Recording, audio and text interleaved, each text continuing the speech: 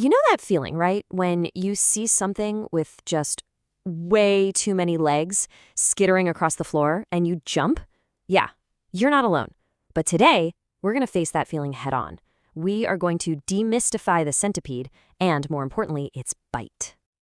So, let's just jump right in with a little pop quiz.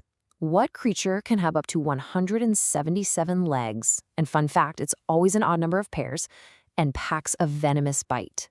You got it, it's the centipede. But here is the big reveal, the thing you absolutely need to take away from this.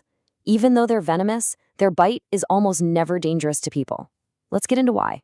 All right, so first things first, we have to really understand what we're talking about here. So what exactly is a centipede? Okay, this part is crucial. Centipedes are predators, for sure, but their prey is stuff like insects and worms. They are not aggressive towards humans. A bite is purely a defense mechanism. It really only happens if you try to pick one up or maybe step on it by mistake. They are not out to get you. And their size? Well, it's all over the map. You've got these tiny little guys that are less than an inch long, and then you have some absolute monsters stretching up to 7 inches. And as you're about to see, that size difference really, really matters when it comes to the bite. And they live literally everywhere. It's kind of incredible how adaptable they are. I mean, you'll find them in deserts, swamplands, your own house, under rocks, in potted plants, but also in some wild places like underwater or in caves thousands of feet deep. Wow, they are true survivors. So, how do they bite? Well, technically, it's not a bite from a mouse. They use these super specialized front legs called forciples. Just think of them as a pair of sharp, hollow claws that are perfectly designed to puncture skin and inject venom. It's a pretty wild piece of natural engineering. Okay, so let's say the worst happens and those forcipules make contact. What can you actually expect? What are the symptoms of a centipede bite? It's a pretty clear picture. You're going to see 2 little puncture marks in your skin, and you're going to feel it instantly. The classic signs are that immediate pain, along with redness and swelling right at the spot of the bite. Most of the time, people say it feels a lot like a bee sting. You get that sharp, intense pain right away, followed by the redness and swelling. And these symptoms can hang around for a few hours, or in some cases, maybe a couple of days.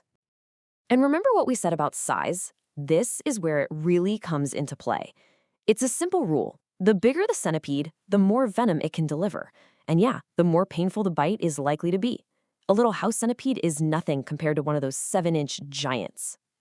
Now, this next part is really important, even though it's rare. You need to know the signs of a severe allergic reaction. So if you're feeling super itchy, dizzy, breaking out in hives, or, and this is the big one, noticing any swelling in your lips, throat, or mouth, that's your cue to get medical help fast. Okay, so let's say it happens. A centipede gets you. What do? The good news is, most of the time, you can handle it yourself, right at home. Let's go through the steps. It's a pretty straightforward 4-step plan. First, stick the bite area in hot water. The heat can actually help neutralize the venom proteins. Step 2, use ice packs off and on to bring down that swelling. 3, feel free to use things like ibuprofen or anti-itch creams to make yourself more comfortable. And finally, step 4, keep it clean. A little antibiotic ointment and a bandage will help prevent infection. Now, even though home care usually does the trick, there are definitely times when you should see a doctor. So let's be super clear about what those times are. The number one reason is if you have any of those signs of an allergic reaction we just talked about. Also, if your symptoms are getting worse instead of better after about 48 hours, that's another sign. Or, hey, if you just don't know what bit you, it's always better to be safe and get it checked out. And you really want to keep a close eye out for infection. If you start running a fever, see red streaks spreading out from the bite, or notice any kind of nasty smell, those are big red flags. It means the wound is infected and you're probably going to need a doctor to prescribe some antibiotics. All right, so after all of that, what's the big picture here? Let's take a step back and really put the risk from a centipede bite into perspective. Here's the bottom line.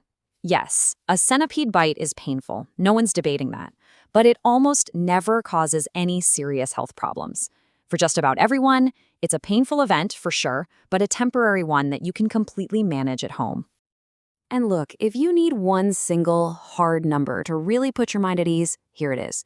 Since 1932, That's almost a century.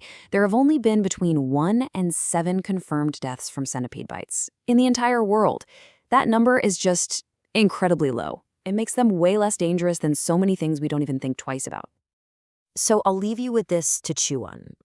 After learning a bit more about them, what is a centipede to you now?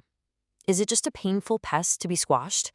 Or maybe, just maybe, is it a misunderstood predator just playing its own important part in the world around us? Something to think about next time you see one.